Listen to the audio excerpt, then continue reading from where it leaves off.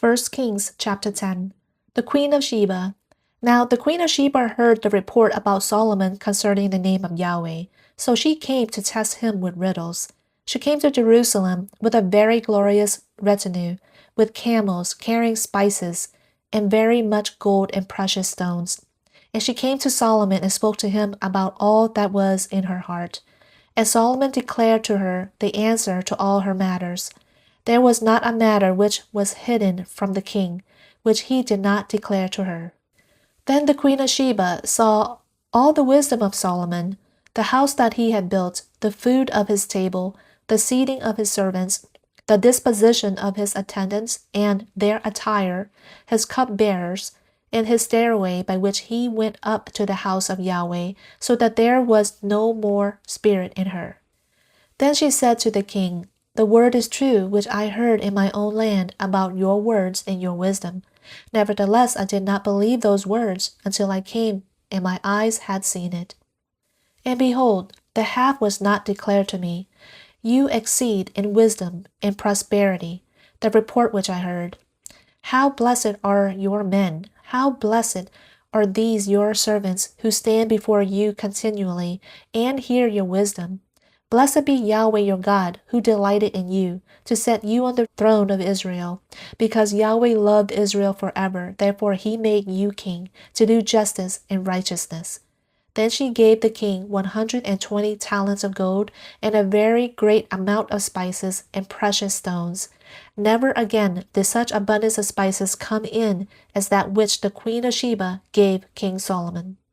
Also the ships of Hiram, which carried gold from Ophir, brought in from Ophir a very great number of almug trees and precious stones, and the king made of the almug trees supports for the house of Yahweh and for the king's house, also lyres and harps for the singers. Such almug trees have not come in again, nor have they been seen to this day. Thus King Solomon gave to the Queen of Sheba all her desire which she asked, besides what she gave her according to his royal bounty. Then she turned and went on her own land, she and her servants. Solomon's riches and wisdom. Now the weight of gold which came to Solomon in 1 year was 666 talents of gold, besides that from the traders and the wares of the merchants and all the kings of the Arabs and the governors of the country. And King Solomon made 200 large shields of beaten gold, using 600 shekels of gold on each large shield. And he made 300 shields of beaten gold, using 3 minas of gold on each shield, and the king put them in the house of the forest of Lebanon. Moreover, the king made a great throne of ivory and overlaid it with refined gold. There were 6 steps to the throne, and a round top to the throne at its rear, and arms on each side of the seat, and 2 lions standing beside the arms.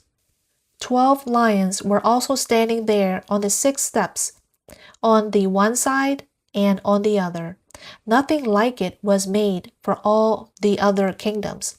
Now all King Solomon's drinking vessels were of gold, and all the vessels of the house of the forest of Lebanon were of pure gold. None was of silver. It was not considered valuable in the days of Solomon.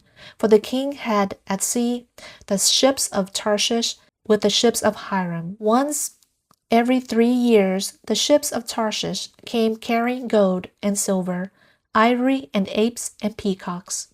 So King Solomon became greater than all the kings of the earth in riches and in wisdom.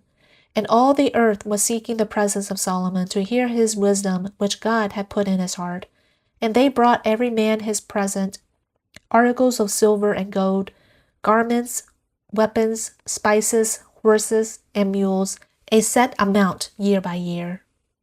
And Solomon gathered chariots and horsemen, and he had 1,400 chariots and 12,000 horsemen, and stationed them in the chariot cities and with the king of Jerusalem. The king also made silver as plentiful as stones in Jerusalem, and he made cedars as plentiful as sycamore trees that are in the Shephelah. Solomon's import of horses was from Egypt and Kuwait. The king's merchants procured them from Kuwait for a price, and a chariot was imported from Egypt for 600 shekels of silver, and a horse for 150, and by the same means they exported them to all the kings of the Hittites and to the kings of Aram.